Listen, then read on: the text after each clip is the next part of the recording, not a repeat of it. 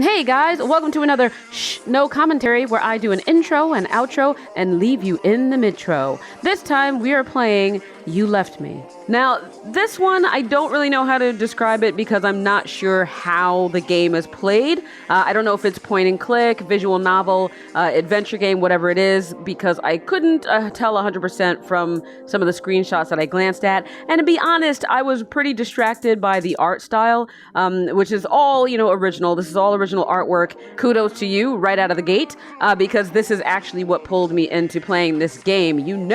I'm all about art styles, and it has 5 endings. So I'm not going to talk anymore. I love it already. Let's go to start here. Click.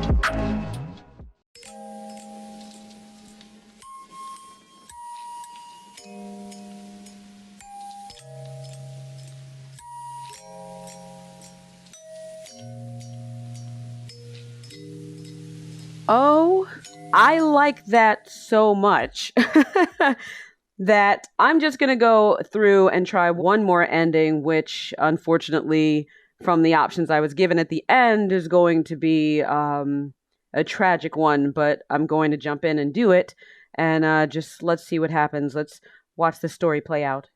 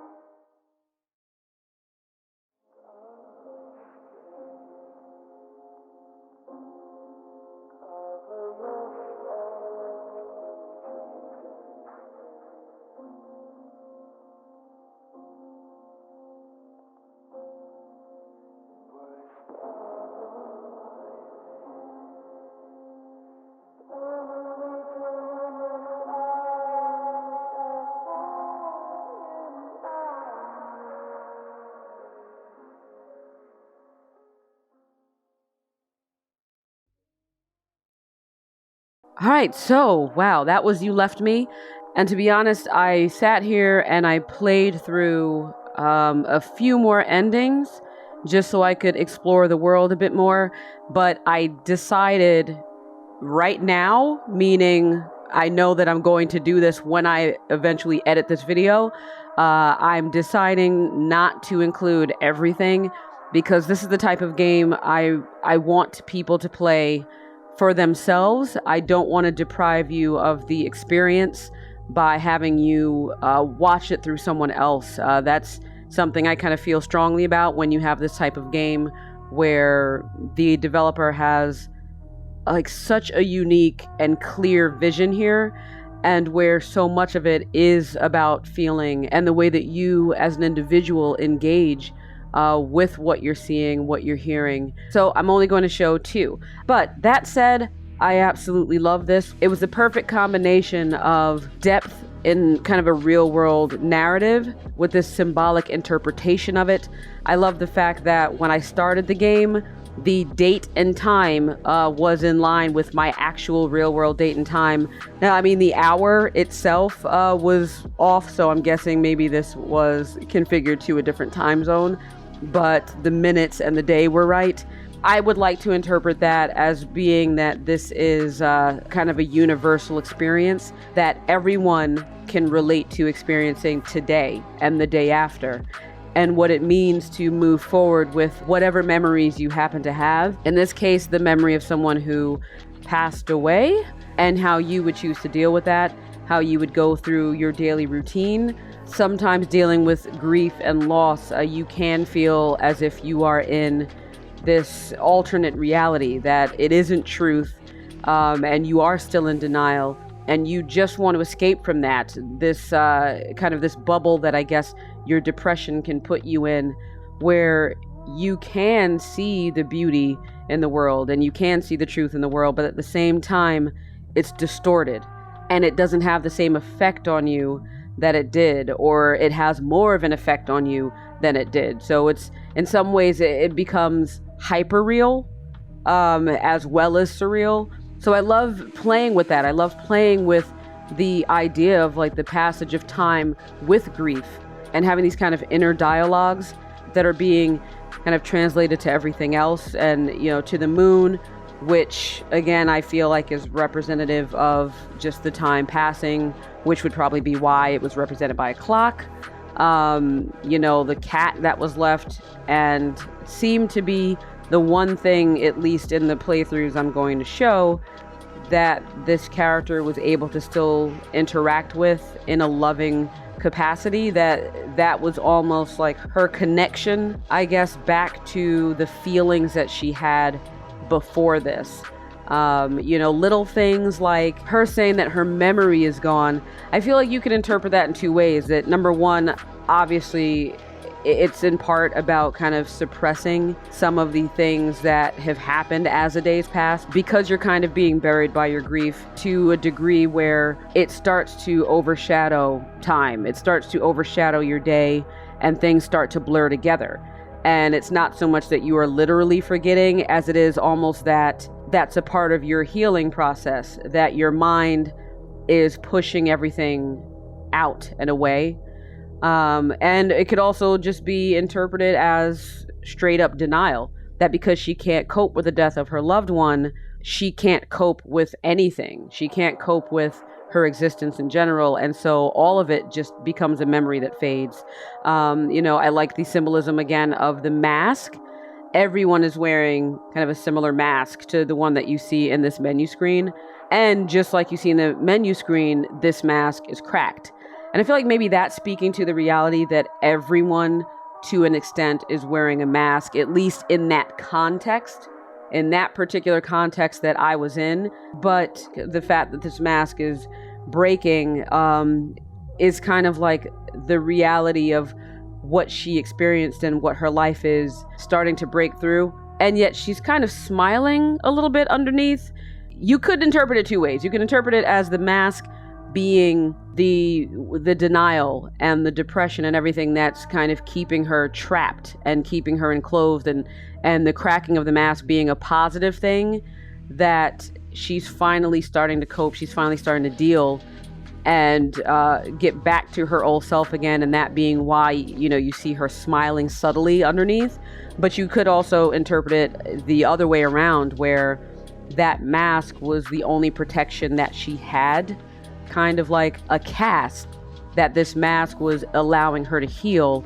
And now that it's cracking, you know, she's being forced to confront something that maybe she isn't emotionally prepared to confront, I don't know. But anyway, there are so many different ways you can interpret this. Obviously, the first ending, I chose to survive because that's something that I will always choose. And I feel that everyone should strive to choose, no matter what happens in life, no matter what you're dealing with.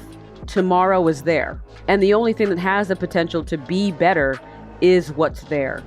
Your existence, your life, And so I don't know. The second ending, I chose it just to kind of see what would happen. I personally don't feel it's an escape. And this is, I don't want to go too much into suicide and stuff like that right now. But I do think that it's important to recognize how often people who do take their own lives view that as an escape, and they view that as an out. And why that's, I think, an important distinction to make. Like recognizing that in spite of people saying that they're positive of what happens when you die, I believe that no one really knows. And so you could say to someone, hey, look, you feel that by taking your own life, you're moving on to something better. You might be moving on to something worse than what you've been living with. And I know that is a very dark and depressing and morbid thing to say, but that is kind of the reality of it, right? And that's just kind of an existential thing, and that's a metaphysical thing. But from the standpoint of like mental health, I think understanding that that's not where a person is often coming from when they take their life, that it's not so much about thinking that they're going somewhere better. It is just about wanting to escape where they are. It's kind of that old saying where people say that you're not running towards something, you're running away from something. And I think that's what needs to be understood a lot of times when you're dealing with someone who is contemplating taking their own life, that it's not so much about what's going to happen if they do. It's just about wanting to get away from what they know. But for me, I think this is not the most important thing here. The most important thing here, I think, to take away from this game is just having a better understanding of grief. Trying to identify with this in a positive way, taking something positive away from it that makes your life better, rather than allowing kind of some of the choices that are presented in the game here to make you feel like suicide is an option. And I'm not saying that this game was trying to advocate that it is an option. I'm just saying that I hope no one takes that away from this game, and if you are someone that feels like you can relate to this to the extent that you are actually contemplating taking your own life, I could be cliche and say, hey, there are resources out there, but there always have been. And not everyone bothers, not everyone reaches out, because people sometimes feel like, it's not going to help. So why call a hotline? Why, reach out to a loved one or to a friend? Why communicate how I'm feeling? I'm going to tell you this from the standpoint of someone who has dealt with people who are suicidal and who has talked people back from that edge. Never underestimate the power of reaching out. It may seem trivial. You may think, whatever, it's just some stranger on the phone who doesn't care. Or it's just some person online, who's just going to regurgitate the same stuff to me that I already know. Just try. Because that's the beauty of healing. You don't know what form it's going to take. You don't know what the catalyst is going to be. And so always reach out, no matter what. Even if it feels useless, there was always another way. There was always another day. So take it. So anyway, this game I think is great. The tone was perfect. The artwork, again, is incredible. Kudos to the developer for the umpteenth time, because everything about the artwork is perfect. Just the use of color is perfect. Like the style of the drawing, how it has almost this chalk-like sort of stroke to it. I love everything about it. I love everything about it. And I want everyone to play this game, and I want everyone to give the developer like wonderful, beautiful, positive feedback, And also, talk about the game. Talk to them about how the game made you feel, about what you thought about the game. I think that when developers make games like this, they want to say something. And people who want to say something want to be heard. So hear them and, give them your feedback. Tell them how you feel. Hey, tell me how you feel. This is why I am not a YouTuber, because instead of me saying, hey, leave it in the comments below and engage and like and subscribe, I'm telling you to go to someone else and tell them how you feel, because for me, it's about the games and not about me and my channel. But yeah, I'm weird like that. So anyway, You Left Me, great game. Give the developer thumbs up, and I'm giving them thumbs up too. And I will see you next time for another episode of NOCOM, where I hope to find another beautiful game that would benefit from not being ruined by my stupid voice.